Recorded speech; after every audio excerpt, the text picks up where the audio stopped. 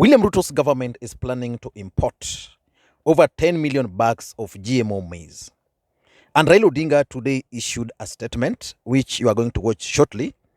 But before watching that speech by Raila Odinga, I want to ask you this question.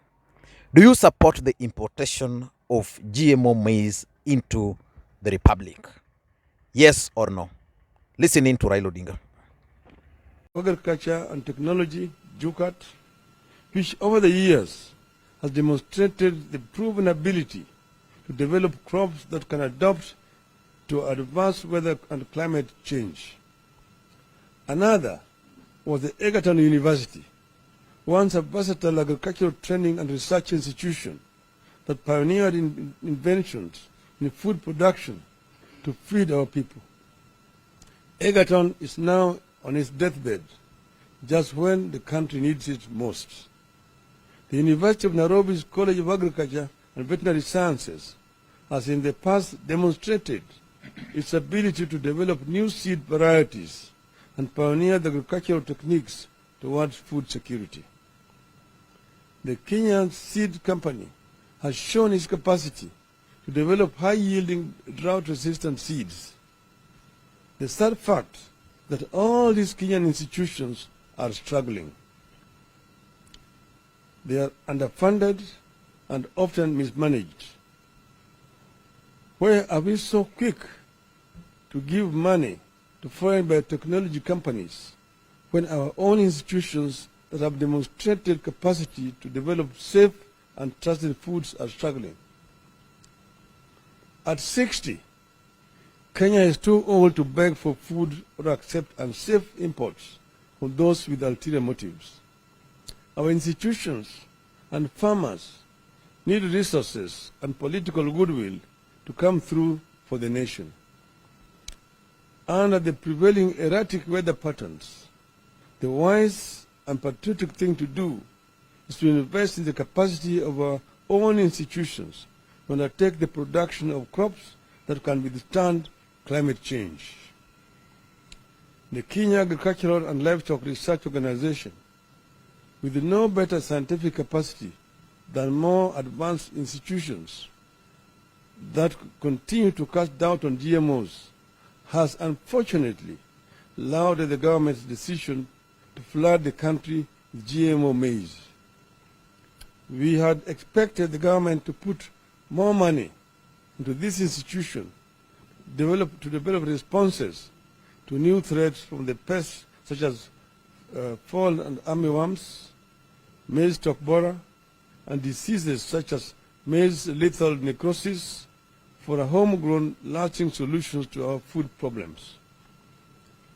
We do not believe that Kenya will solve its problems by taking money abroad or seeking food aid that comes with strings attached and with grim consequences for our farmers and general population. Allowing GMO in response to drought amounts to sabotaging our institutions and selling the country to the rich nations and established biotechnology corporations at the expense of our own. This move abandons our farmers, seeds, soils, and ecosystems to the benefit of foreigners and their companies. It's a betrayal of our country and our people. The older Kenya Kwisha regime will subject Kenyans to unproven and dangerous foods in an attempt to please international interests and do not care about our safety. We ask Kenyans to oppose this move and to totally reject any GMO foods should they ever enter the Kenyan market. Our constitution is clear on the sovereignty of the people on matters both small and large. On grave matters such as life-altering GMO foods and technology, the people's voice must be heard and respected. We are sure the people and their chosen leaders will overwhelmingly reject GMOs once their views are heard. End of statement.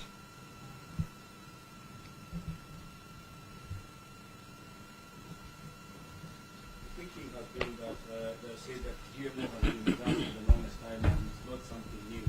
Even as the minister goes ahead to say that there are 1,000 ways to die, we believe that we've been eating GMO for the longest time. Why are we causing this when we believe that there are cabinet decisions already? Well, you see, first, let's get it right. Decisions of this magnitude cannot be left entirely to the cabinet, the way the government works, unless it is changed.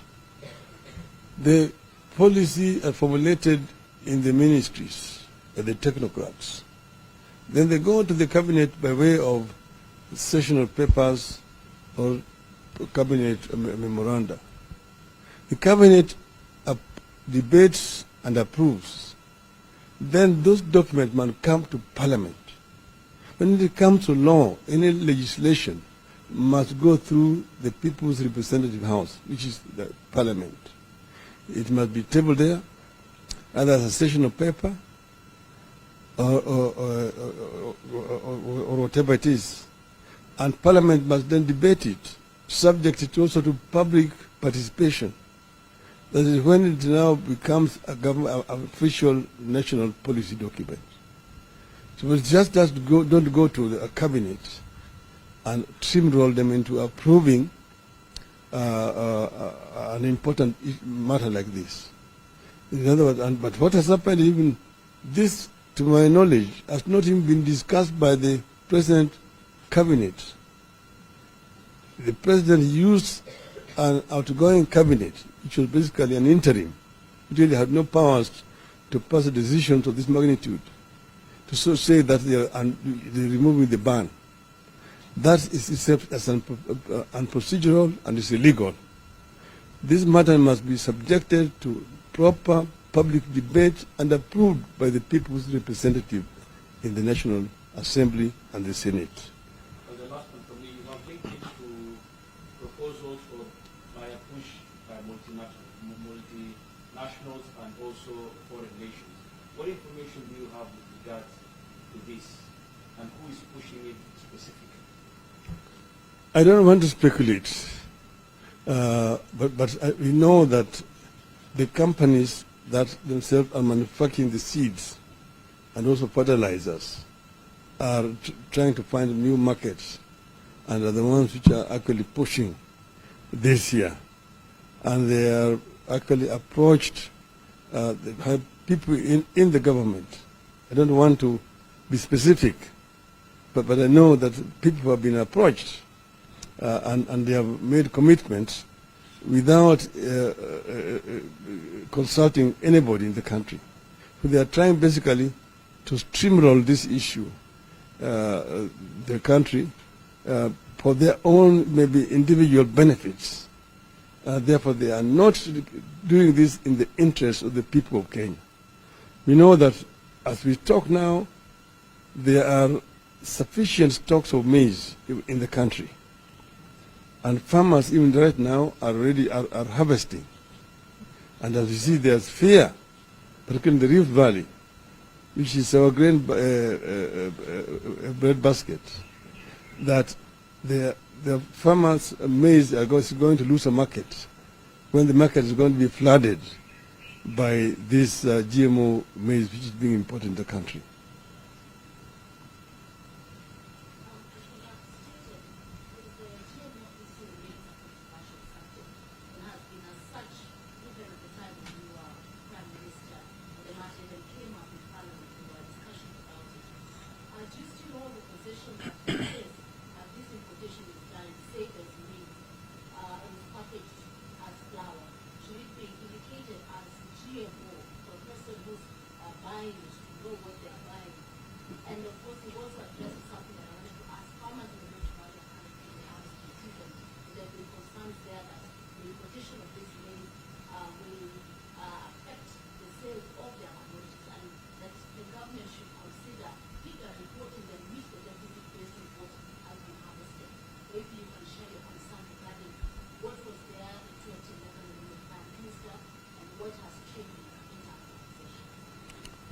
Well, yes, at that time when we were talking at that time about GMO cotton.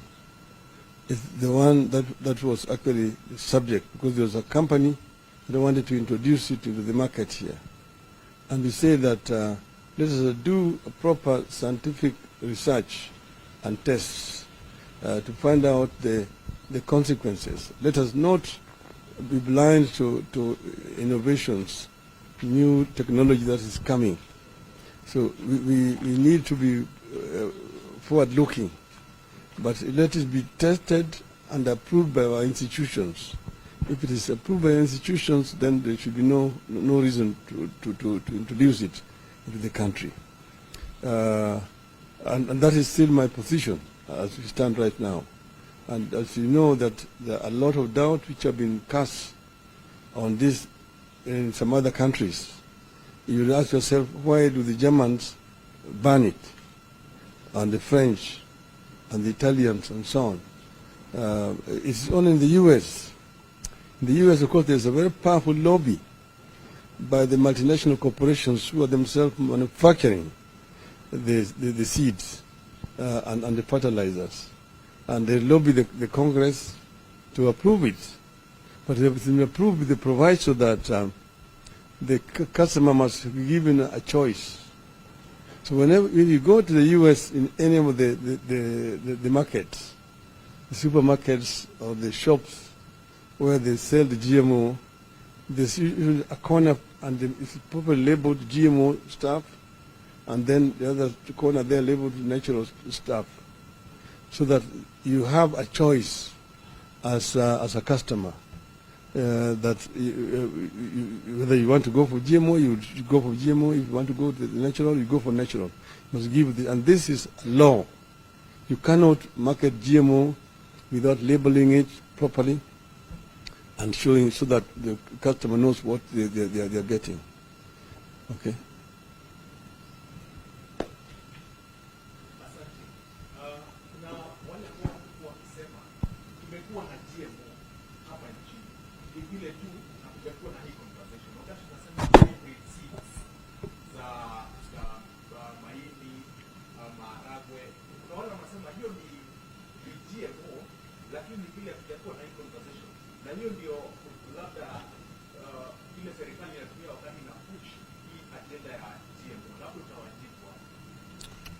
Nitasema ati mimi sina habari ya kwamba tumekuwa na GMO hapa. Manake mbegu ya GMO ikija ni kitu kingine kabisa mpaka ijulikane. Na hizo mbegu ya GMO ikipandwa na ikimea, sasa hiyo shamba huwezi kutumia mbegu ya kienyeji tena hapo. Ati ukipanda hapo hazitamea. Inaharibu mchanga na tena mpaka utumie ile mbolea ambayo vile vile itauziwa wewe na hizi makampuni. Kwa hiyo na sasa kwa mfano ikiingia hata wale wakulima ambayo wanapinga watakuwa hawana chaguo. Maana yake ikipandwa katika shamba hii, ikimea itaambukiza shamba yako ambayo iko kando ya hii shamba na shamba hizi zingine hapo. Kwa hivyo ikiingia namna hii, kuitoa sio rahisi. Sio rahisi. Nikia kama unaanza kuitumia tena mpaka uzidi kutumia, na hiyo mbegu hawapatia wewe mbegu, wewe hujui siri ya vile hiyo mbegu inatengenezwa. Ukishaanza kutumia hizo mbegu kila mwaka mpaka wewe ununue hiyo mbegu kutoka kwa hizo kampuni hizo. Usiponunua huwezi kupanda. Na sasa vile vile huwezi kurudi kupanda ile mbegu ya kienyeji. Hiyo vile vile sasa imekwisha. Maana ukipanda katika hiyo shamba hazitamea. Hiyo ndio changamoto ambayo iko kwa juu mambo ya GMO. Sawa. Thank you.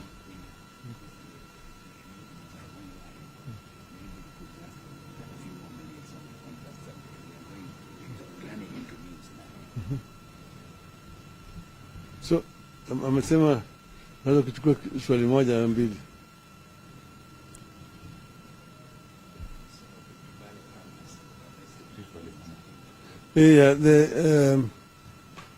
Uliongea juu ya wale wakulima wa bonde la Ufa ambaye wameeleza hofu yao ya kwamba sasa hivi ni saa za mavuno wameanza kuvuna mahindi yao. Wana hofu ya kwamba ghala itajaa na hii mahindi ambayo inatoka nje, bei itashuka chini na wao wenyewe watakosa soko kwa mahindi yao. Na mimi nasema tunaunga wao mkono mpaka kwanza sisi tutetee wakulima wetu, manake hao wakulima wametumia pesa mingi, wamefanya jitihada kulima mashamba yao na sasa wanavuna, na tumeona mara kwa mara hii changamoto ikija, wakulima wanafukarisha, bei inashuka chini. Saa nyingine tunaleta mahindi kutoka ng'ambo, soko inakuwa imejaa na mahindi ambayo imetoka nje. Kwa hivyo tumesema serikali mpaka iangalie maslahi ya wakulima wetu. Sisi kama Azimio tunaunga mkono kabisa ile pendekezo ya wakulima kutoka bonde la Ufa ya kwamba serikali isiendelee mbele kuleta hiyo mahindi bandia katika soko zetu. Tunakataa. Tumesema tunakataa katakata kama Azimio la Umoja.